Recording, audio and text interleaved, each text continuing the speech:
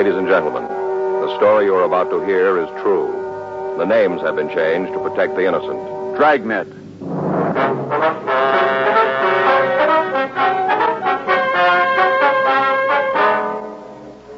You're a detective sergeant.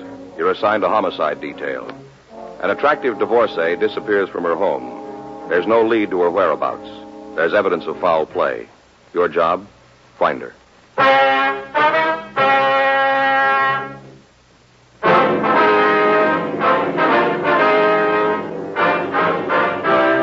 Dragnet, the documented drama of an actual crime. For the next 30 minutes, in cooperation with the Los Angeles Police Department, you will travel step by step on the side of the law through an actual case transcribed from official police files. From beginning to end, from crime to punishment, Dragnet is the story of your police force in action. It was Tuesday, June 10th. It was mild in Los Angeles. We were working the day watch out of homicide detail. My partner's Frank Smith. The boss is Captain Lorman. My name's Friday. We're on our way out from the office, and it was 11:15 a.m. when we got to 2962 Reservoir Street. Front door. You the policeman? Yes, ma'am. Miss Harrison? That's right. Come on in. Thank you. My partner, Frank Smith. My name's Friday. Oh, how do you How do? are you, ma'am? I was expecting you. Yes, ma'am. Other officers said there'd be somebody here from the detectives to see me. You men from the detectives? That's right, Miss Harrison. I got some coffee on if you'd like a cup while we talk. No, thank you. No, thank you, ma'am. Okay. You want to sit down there? We can get started on this. All right. I made some little notes this morning after the other policeman left. I thought it might help me to remember. Uh-huh. They didn't find anything when they went to Josephine's house, did they? No, they haven't. I wonder if you'd tell us what you know about her disappearance. I'd be glad to. Last time I saw her was Friday.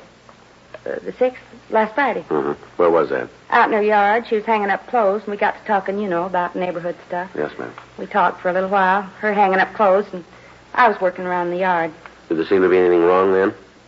Well, what do you mean? Well, did she seem upset about anything? Well, not that she told me about. We were pretty close. She told me just about everything happened to her. Mm-hmm. When her and Jordan were still married, we used to get together all the time, have a little barbecue, maybe take in the drive-in movie. That's her husband? Yeah, Jordan Allen. She's divorced then? Yeah. I got the interlocutory about 6 months ago. Not final yet. Where's Mr. Allen now? Well, the last I heard, he was working down San Diego. Do you know where we might get in touch with him? No, not right off.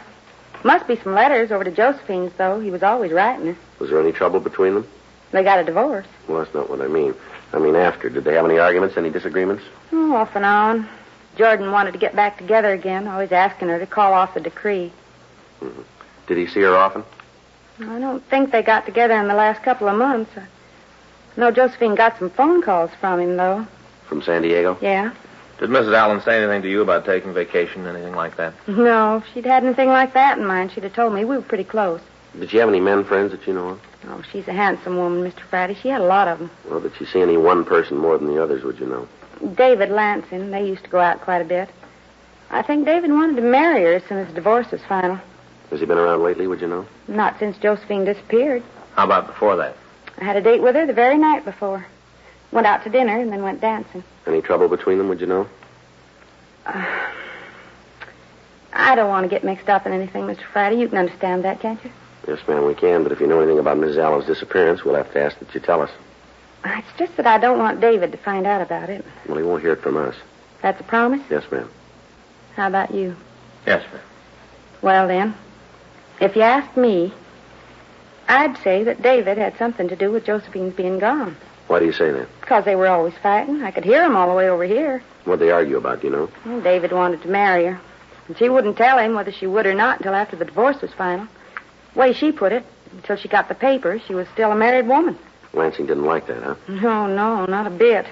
About 10 days ago, I was over there. My TV was on the blink, and I went over to see one of my favorites. Mm-hmm. David was there, and it wasn't no time before they was at it, yelling and screaming. Kind of made me embarrassed. That's when he said it. What was that? Said for Josephine to get rid of Jordan, or David would get rid of her. We continued to question the Harrison woman about Mrs. Allen. She could give us no reason for her disappearance. Fang and I left and went next door. We checked through the house. It was exactly the way the two uniformed officers had found it that morning. The shades on all of the windows were drawn. None of the furniture seemed to be disturbed. There was no sign of a struggle. On the dining room table, there was a setting for two people. silverware, napkins, glasses. They're all ready to be used. On the plates themselves was a complete meal. None of the food had been touched. We looked for Mrs. Allen's luggage. There was no way of being sure, but apparently none of her things had been taken. We went on through the house and out into the backyard. There was no sign of anything wrong out there either. Sure doesn't figure, does it? Well, Table all set, food, none of it touched. well, there's an answer someplace. Yeah? Let's check the garage. All right. I got it.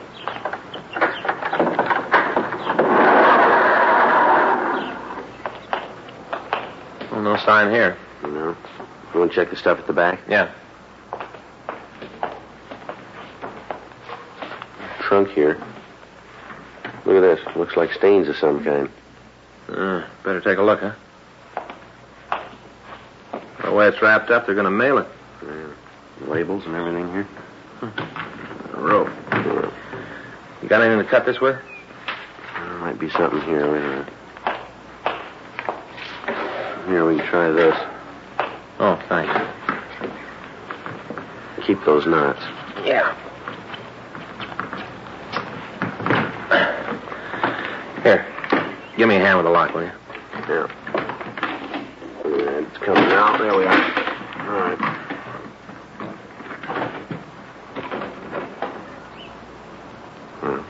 We know where she is. Yeah. Let's find out who put her there.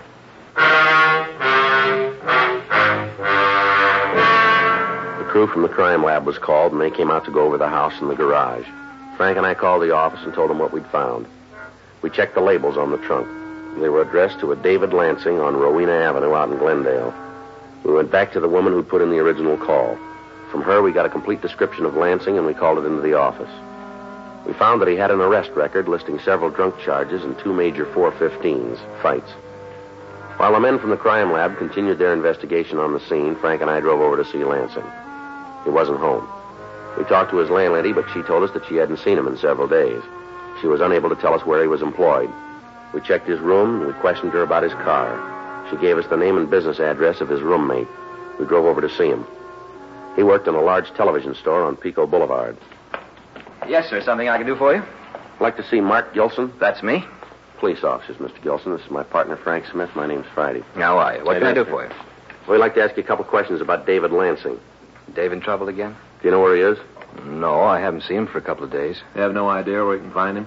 Well, if I had, you'd sure get it. Say, can you tell me what this is all about?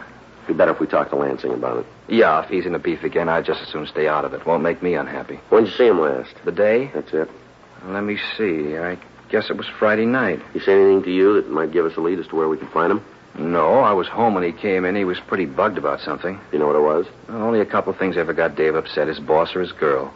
Do you know his girl? No, never met her. Dave was all the time talking about how we were going to get together some night, have dinner, take in a few places. We never quite got around to it, though. Uh-huh. You ever say anything about it?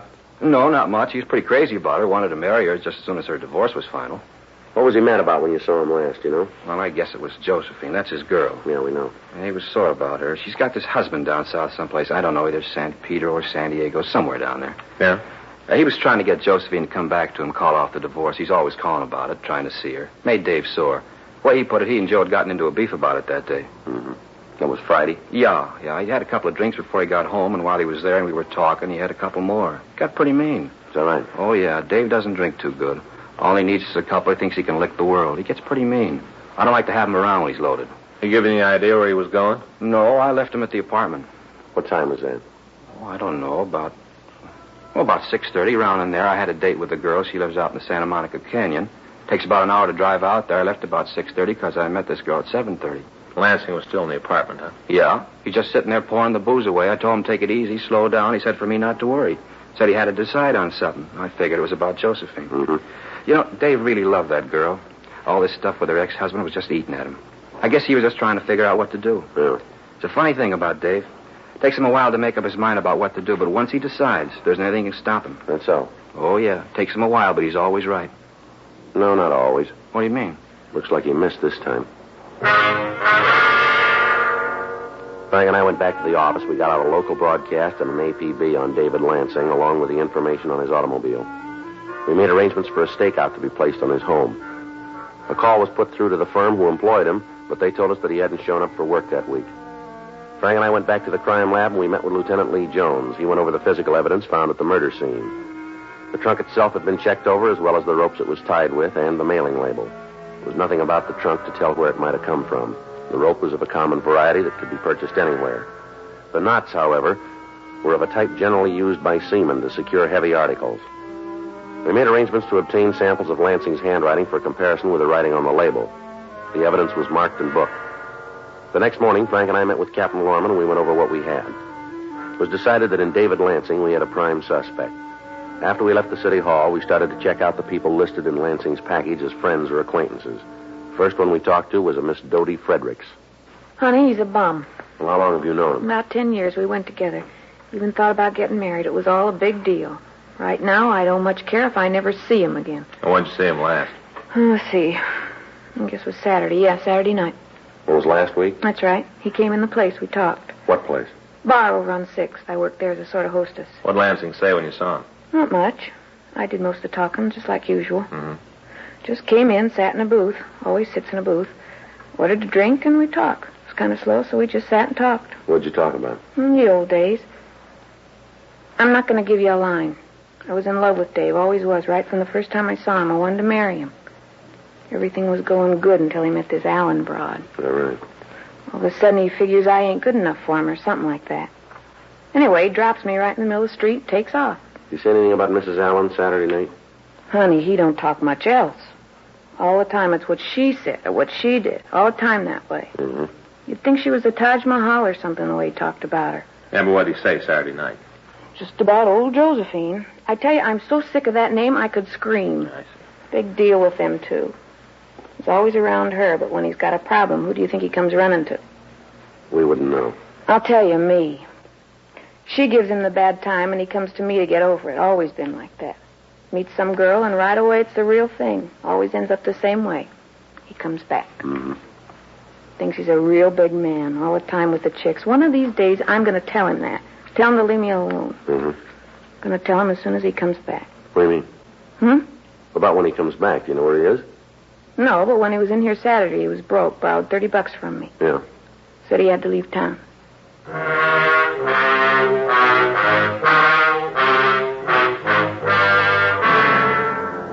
We continued to talk to Dodie Fredericks. We got as much information as we could from her. She told us that Lansing had said he was going to San Francisco. We asked her if he had any friends in the Bay City. She supplied us a list of names. We went back to the office and got in touch with the authorities in San Francisco and asked them to check on the suspect for us. We put in a call to the coroner's office. The body had been posted and the time of death was set at some time Friday night. We checked out the rest of Lansing's friends and associates without result. We re-questioned the suspect's roommate, and we went over his apartment again, but we failed to turn up any evidence that might aid us in taking him into custody. 2 days passed. Saturday, June 14th. Frank and I checked in for work. How's it going, Joe? All right. Say, you got a date tonight? What was that? I say you got a date tonight. What do you mean? Well, I just wondered if maybe you'd like to drop over for dinner. You know, kind of sit around, talk. Well, I didn't have anything planned. Good. When it's all set, I'll give Faye a call. Okay. I get it. Homicide, Friday. Yeah. When'd you get him? Be right over. Right. Come on. We got to get over to the main jail. What's the matter? They found Lansing. We went over to the main jail and picked up David Lansing. He'd been arrested that morning and booked for drunk, violation of Section 4127A of the Los Angeles Municipal Code. As soon as the officers at the jail had made sure of his identity, they called us. He was taken back to the city hall to handwriting. An exemplar of his handwriting was taken for comparison with the printing on the label found on the trunk. Frank and I took the suspect back to the interrogation room for questioning. He was fairly sober, but he complained of a bad headache. Frank went down the hall and brought back some coffee. He told Lansing of Josephine Allen's death. It didn't seem to make any difference to him. It's hot. You get it down, it'll help you. Isn't anything that'll do me any good. I just got to wait it out. All right, Lansing, you want to tell us why you did it? Hmm? You want to tell us why you killed Josephine Allen? I'd like to help you out. There's only one problem. I didn't do it. Well, the evidence doesn't point that way. Well, you better take another look. Were you in the service, Lansing? No, I got deferred. Bad ear. You ever do any work in the Merchant Marine? No. I get sick on the boats at MacArthur Park. Never did any sea duty, huh? No. I'm the kind of fellow that can only take a shower. Yeah. Note for you, Friday. Thanks. Frank? step out here. What do you got? Note here from Don Meyer. Yeah. They checked the exemplars of Lansing against the label on the trunk. Yeah. No match at all. Kind of looks like we might have the wrong man.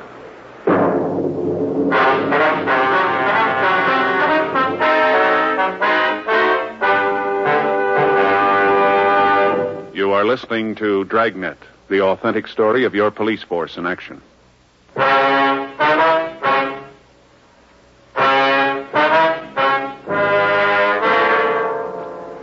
The information from Handwriting Division on the results of the comparison made it possible that we had the wrong suspect in custody. The main two pieces of physical evidence we had were the knots used in tying the rope around the trunk and the label. On both counts, apparently David Lansing was out.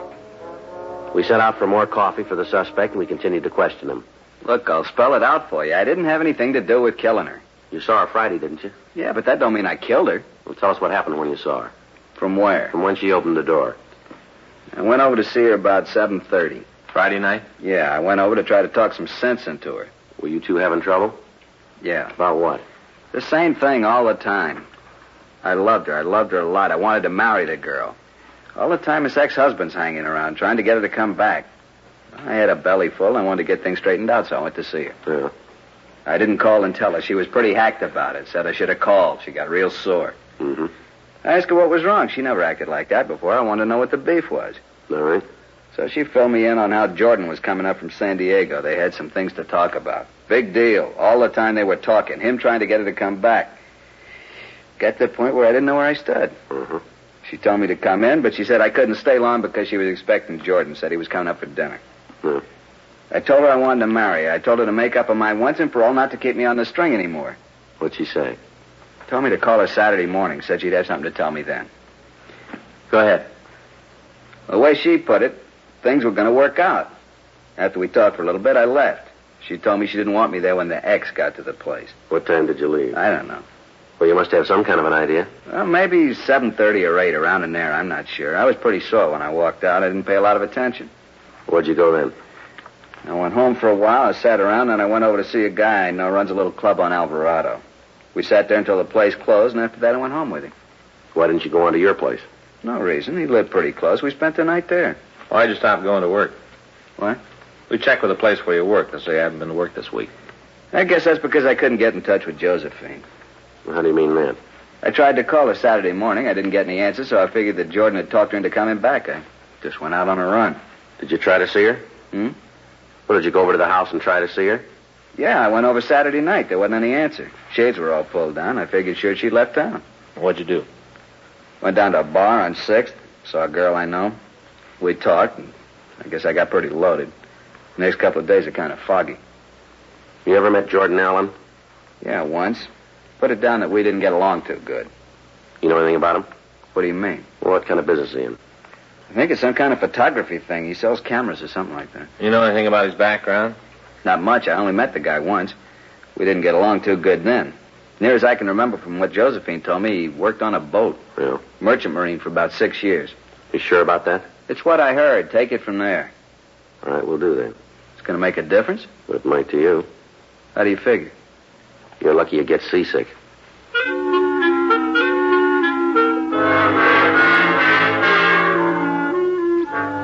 The suspect was returned to the main jail where he was held to answer on the drunk charge. We got in touch with Sergeant Tony McGuire down in San Diego and asked him to check on the victim's husband. Frank and I met with Chief of Detectives Thad Brown and Captain Lorman. We laid out the information we'd been able to come up with. They agreed that we should drive to the Southland City and talk to Jordan Allen. We checked out a trip car and we drove down to talk to him. We found him at his home, a small clapboard house on B Street. From the way he looked, he'd been in bed when we rang the bell. Come on in. What do you want to see me about? I'd like to ask you a few questions. About what? When's the last time you saw your wife? Why? We'd like to have an answer. I don't know. Maybe a couple weeks ago. Bring it down to a day, will you? Why? Pretty important to you. Why to me? You lay it out any way you want, mister. We asked it simple. You can give us the same kind of an answer now. Look, you come in here. You're not from Dago. You got no right asking me anything. Local authorities know we're here. Now, if you want us to ask them to ask the questions, it can be fixed up. How about it, Alan? Go ahead. When did you see your wife last? Must have been a couple weeks ago. I can't come up with a date for you. What do you do for a living? Sell photographic materials. What kind of a job did you have before that? First mate on a ship. How long did you hold down that job? 6.5 years. How'd you and your wife get along? We were divorced. We understand you saw her quite a bit, though. Once in a while, yeah, not too often. The way we got it, you were trying to get her to call off the divorce. You've been listening to a lot of people with big mouths. They seem to talk pretty straight, mister. Well, you go and ask them the questions. All right, Alan, get your clothes on. What for? If you don't want to talk here, we can make it downtown. Well, what do you want to know? You account for your time last week? What day? I'll start with Monday. Worked. What'd you do at night? Took in a movie. Can you prove that? Yeah, I took a girl I know. Works in one of the photo shops here in town. Check with her. What about Tuesday? Worked during the day. Stayed home Tuesday night. You got any way to back that up? No, I was alone. All right, go ahead. Wednesday, I had to go out of town. Took a run over to Riverside. Didn't get back till about 1:30. In the morning? Yeah. You prove that? Look, I can give you the names of the people I was with. You can call them if you have to. All right. If there's some way to get away from it, I'd sure appreciate it. I don't like to have them brought into it. All right. It's a business thing. The old man buys a lot of stuff from me. I don't want to ruin the contact. What about Friday night? Friday night, I was home all night. Didn't feel too good, so I was here all night. Anybody to vouch for you? No, I called a couple of people, but there wasn't anybody here. Mm-hmm.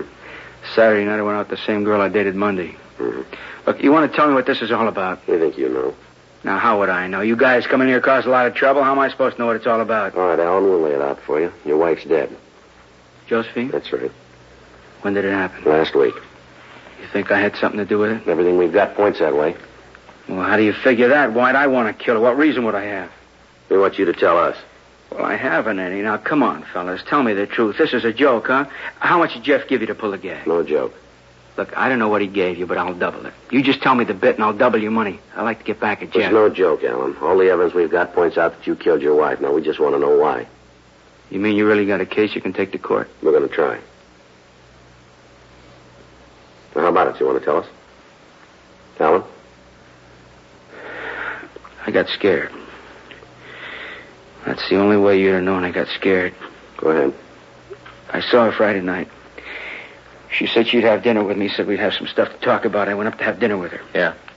She told me she made up her mind, said she didn't want to get back together. Mm-hmm. This past 6 months, I figured it'd work out. All the time I kept calling her, asking her to take me back, all the time. Mm-hmm. I would have done anything in the world she asked me to do. She had just taken me back. None of it worked. We sat there, had a couple of drinks, and then she went out in the kitchen and got dinner ready. All the time, I figured sure she was going to say we were going back together. Go ahead. I went out in the kitchen with her, and we talked while she put the stuff on the plates. And then she told me she was going to marry this David Lansing. I tried to talk her out of it. I told her it wouldn't work. She just wouldn't listen. Yeah. Tried to tell her how she was making a mistake, but she wouldn't listen. She kept telling me to sit down and eat my dinner. Just kept telling me that. Mm-hmm. I just couldn't take any more of it. I couldn't see her going to anybody else. You can see that yourself. There wasn't anything else I could do. You can see that, can't you? Why'd you put Lansing's name on that trunk? Well, that's where I thought I was smart. I figured I'd have it sent to his place and then pick it up and get rid of it. If I couldn't do that, then he'd get the blame for it. Either way, it would have worked out for me. All right, you want to get dressed? Where you going to take me back to L.A.? That's right. I don't much care anymore. As long as she's gone, there isn't much. The big thing is that you know that I really loved her. Yeah, sure. No, you got to believe that I did love her. It's important that you believe me. I loved her. Mm-hmm. It's just one thing. Yeah. You had a funny way of showing it, didn't you?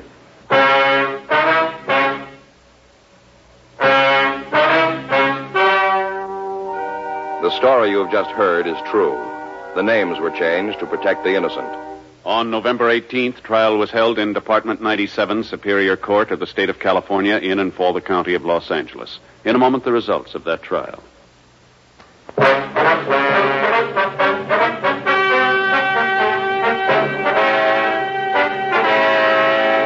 Jordan Keith Allen was tried and convicted of murder in the second degree, one count, and received sentence as prescribed by law.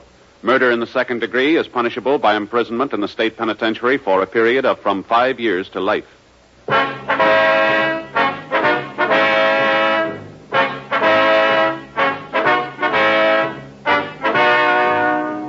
You have just heard Dragnet, a series of authentic cases from official files. Technical advice comes from the Office of Chief of Police W.H. Parker, Los Angeles Police Department.